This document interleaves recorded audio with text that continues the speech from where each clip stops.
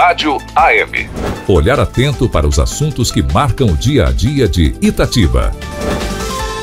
Neste sábado, 18 de janeiro do ano da graça de 2025, abrindo a página, o Clube de Leitores de Itatiba promove o 5º encontro, o primeiro do ano, na Biblioteca Municipal Chico Leme, Campos Sales 380, com a presença de nada mais, nada menos que Aércio Flávio Consolim. Professor Aércio, a satisfação e também, creio, a sua satisfação de estar junto com leitores, pessoas que apreciam a leitura de um bom livro, agora em Itatiba.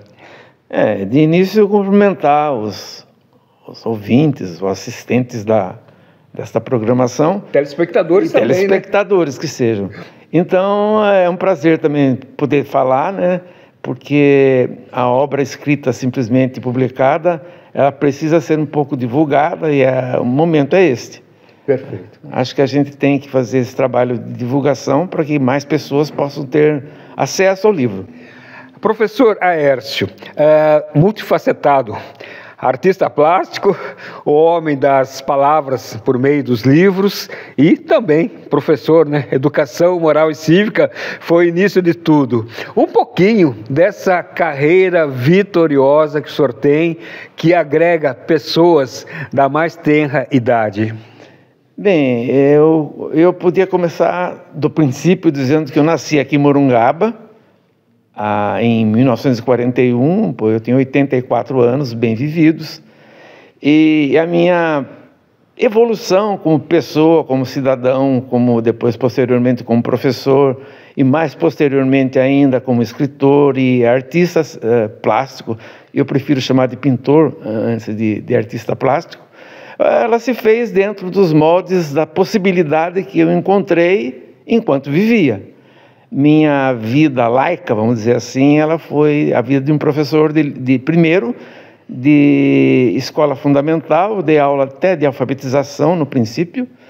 Posteriormente eu fiz faculdade de letras e me tornei professor de português. Prestei concurso, evidentemente, e terminei minha carreira de professor me aposentando como professor de língua portuguesa, aqui em Morungaba. Pouquíssimas vezes, pouquíssimo tempo eu lecionei fora de Morungaba. Uhum. Minha formação, vamos dizer assim, formal, de escolástica, eu fiz o grupo escolar aqui em Morungaba, né? Depois eu fui estudar, fazer o ginásio em Itatiba, naquele tempo o ginásio, né? Ginásio Estadual Manuel Cruz de Brito. Eu pertencia, quando eu entrei para a primeira série de ginásio, a primeira turma de formandos do ginásio de Itatiba estava saindo. Uhum. Então a minha primeira série é concomitante à quarta série da primeira turma do ginásio de Itatiba. E então depois eu prestei concurso como professor primário, passei. 10 anos depois eu fui fazer faculdade de letras. E aí, enfim, posteriormente passei pelo processo que é obrigatório de seleção e tudo mais, e ingressei no magistério, vamos dizer, do 2º grau, etc., ginásio, 2º grau, como era naquele tempo. Agora eu nem sei bem direito como é que é a nomenclatura das diversas sessões. Ensino fundamental, ensino médio. Isso, suponho que seja mais ou menos a mesma coisa, né? Então é isso. Basicamente a minha trajetória de pessoa foi essa. Agora, paralelamente a essa coisa de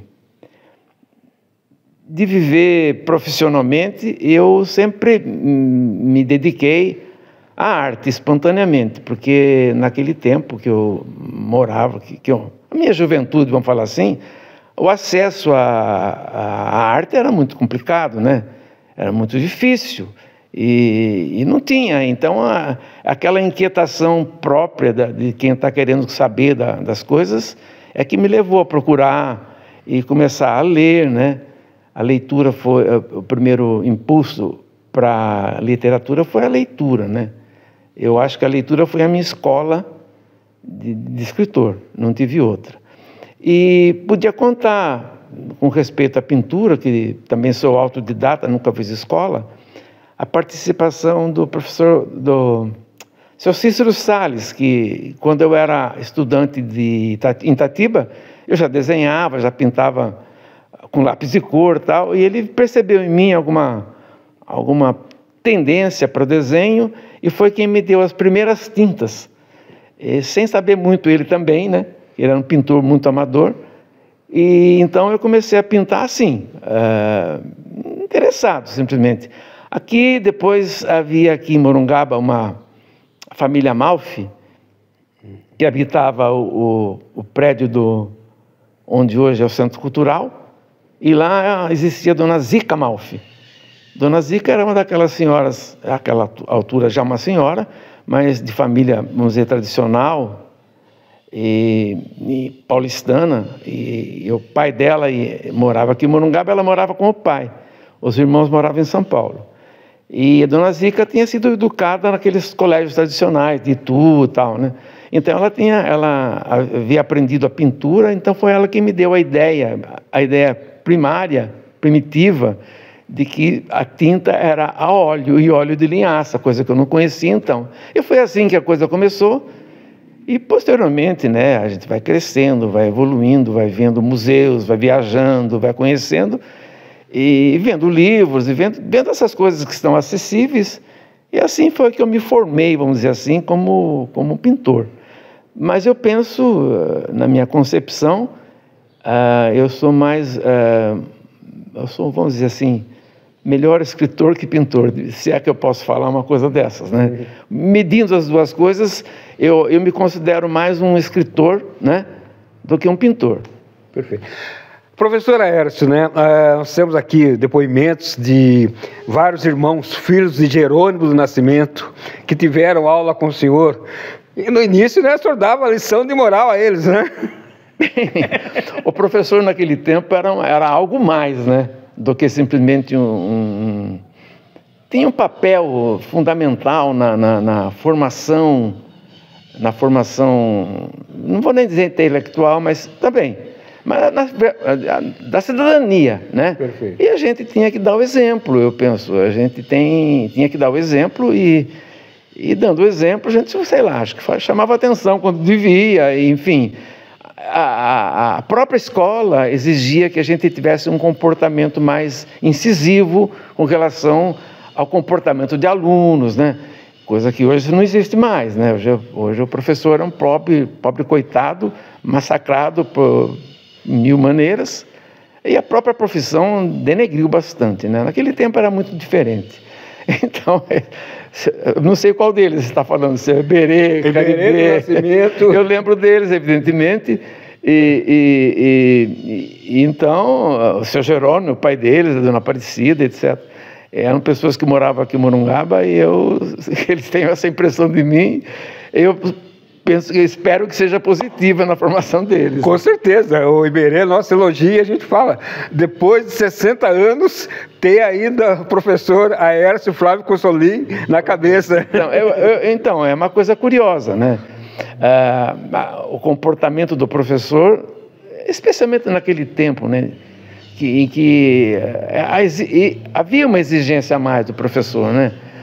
Para o professor, como componente da formação essencial de um cidadão. Não era só informar, um pouco de formação também, mas informal, no sentido de que você dava o exemplo, não precisava ficar falando, né? Do jeito que você era, você exigia e a resposta, evidentemente, vinha de acordo com a exigência do professor.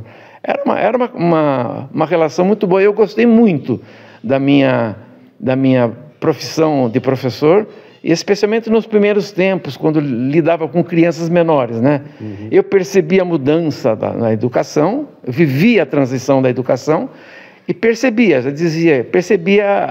que era uma coisa que estava em decadência. Uhum. E foi só essa decadência, infelizmente, para o Brasil, foi só evoluindo. A educação brasileira é bem discutível, né? Perfeitamente. Professor Aércio, nós estamos fazendo uma van-premiere, consequentemente não vamos, né, furar o assunto principal, que será essa visita em Itatiba, tudo que será discutido nesse encontro, né, abrindo a página Clube de Leitura, né, de Leitores, perdão, lá de Itatiba. Mas gostaria que o senhor falasse, né, a importância de clubes como este, né, no intuito de promover a interação com as pessoas que gostam, né, desse fascinante mundo da leitura. É uma surpresa, eu não sabia da existência desse grupo, né, de pessoas interessadas em leitura e leitores, interessados na verdadeira literatura. Então, primeiro, cumprimentar essa gente, né, que eu vou conhecer no próximo sábado. E acho que isso é uma coisa importante, não só para o escritor que vai lá falar a respeito da sua obra, mas para o leitor, né, que ele vai se deparar com alguém que é igual a eles, mas só que escreve e publica, tem a coragem, né, de escrever e publicar. Então, eu acho que vai ser um encontro muito produtivo, no sentido de agradável, né? Vai ser bom para mim, que tenho alguma experiência de falar com leitores já, e bom para quem vai ouvir, que vai perceber que a literatura não é um monstro, né? É uma coisa que se constrói enquanto se constrói. Não existe uma pretensão de natureza, pelo menos de minha visão. Não existe uma pretensão de dizer, de se impor como escritor, nada disso. É uma pessoa que escreve com consciência, sabe do que faz, né? A essa altura da vida, depois de tanto...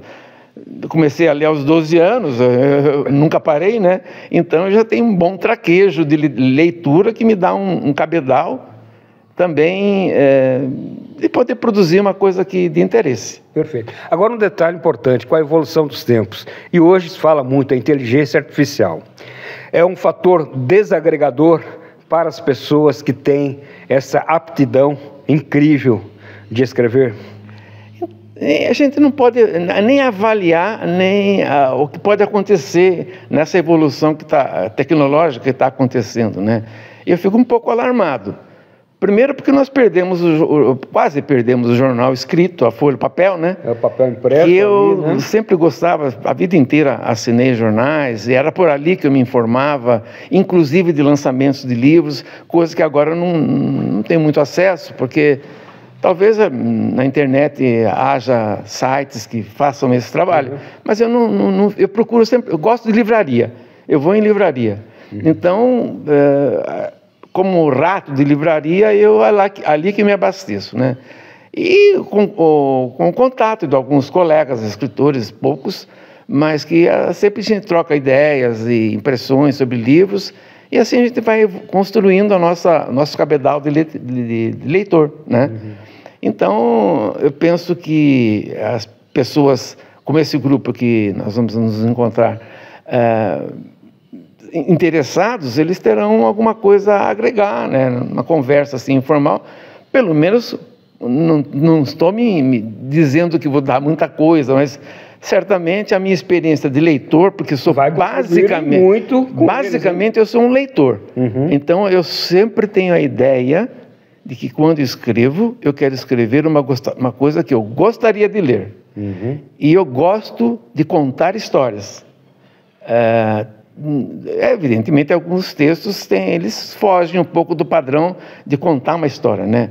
O conto, por exemplo, né? O último livro, um livro de contos, e cada conto é uma história, né? Uma história de vida, nem necessariamente acontecida, né? E quando acontecida, transformada para que sirva de objeto de exploração literária, né? Então, a gente não escreve a vida, a gente faz retratos da vida que depois cada um vai apreciar à sua maneira. Assim, né, como há retratos escritos, há canções também da mesma forma, né? Mesma coisa, a música é outra arte importante, né? Então, que também está, a gente podia quase falar que em decadência, porque a melhor música popular brasileira acho que já passou, né? O tempo da bossa nova, por exemplo, que grandes composições, músicas que até hoje permanecem como... Eram poemas, né, na verdade?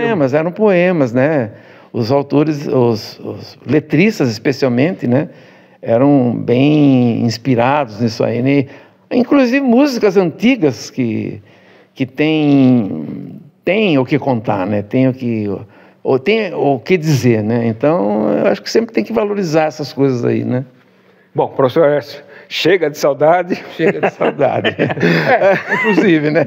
Exato. Mas gostaria que o senhor fortalecesse, né, o convite à população itatibense. Esse clube de leitores é aberto, né, a todo o público. E, de repente, é uma oportunidade, né, das pessoas se entrosarem mais com a literatura, com essa presença do senhor lá.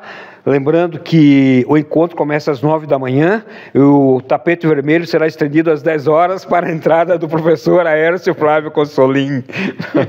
Eu não pretendo tapete vermelho, não, eu sou uma pessoa muito simples. E eu espero que esse encontro transcorra num nível de agradabilidade para todo mundo, descontração, nada de informalidade, né? A gente vai só trocar ideias a respeito do assunto e espero que as pessoas se integrem no momento e que se interessem e questionem o problema que possa aparecer. E quem sabe, se der tempo, se for possível, eu lerei um texto, um dos contos, alguma coisa que eu tenha escrito, publicado, eu farei uma leitura, porque geralmente os encontros com autores assim terminam com uma leitura. Agora, vou falar, você não precisa pôr.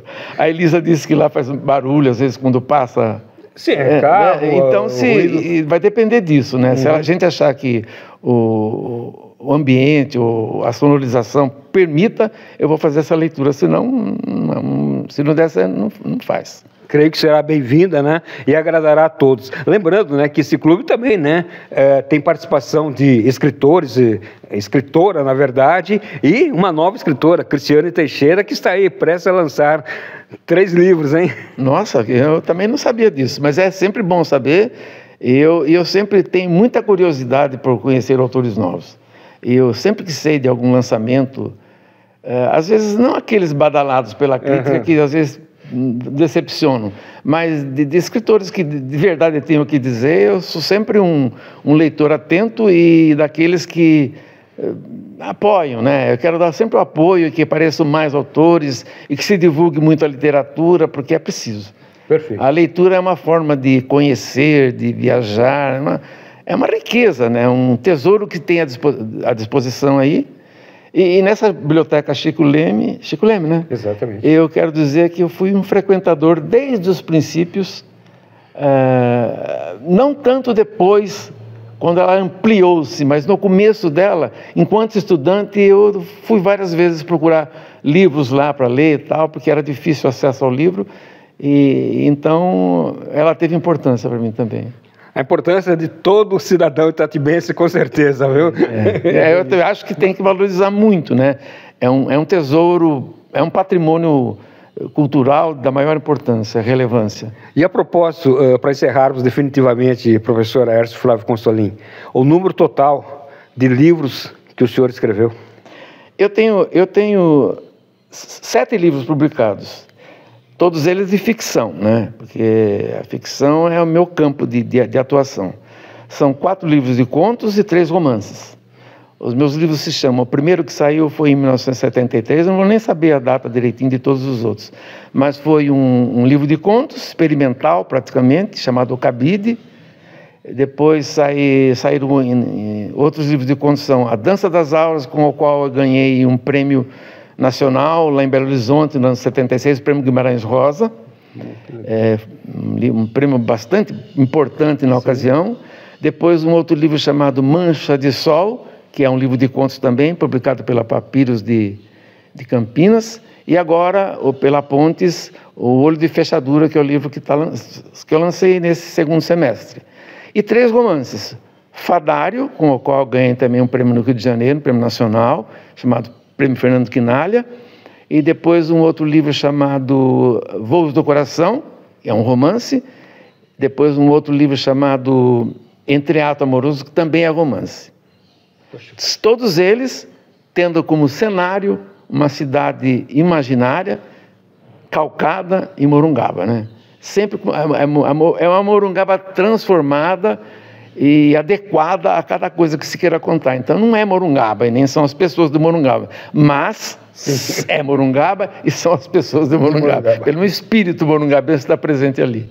Bom, professor Hércio, muito obrigado, né, por essa entrevista. Essa é a van-premiere, né, desse encontro que teremos neste sábado, dia 18, a partir das 9 horas da manhã, Biblioteca Chico Leme, Rua Campos Sales, 380, em Itatiba. Obrigado e nos vemos no sábado. Então, estaremos lá, se Deus quiser. Convido a todos que possam estar lá, se interessar pelo assunto, e vai ser um prazer recebê-los lá, e eu suponho recebê-los como se eu fosse um anfitrião, mas não sou. Eu sou simplesmente o convidado. Mas estaremos lá juntos para a gente debater, conversar e falar o que tem que ser dito a respeito. Então, espero encontrar as pessoas lá. A você também, Aloísio. Conectada com você.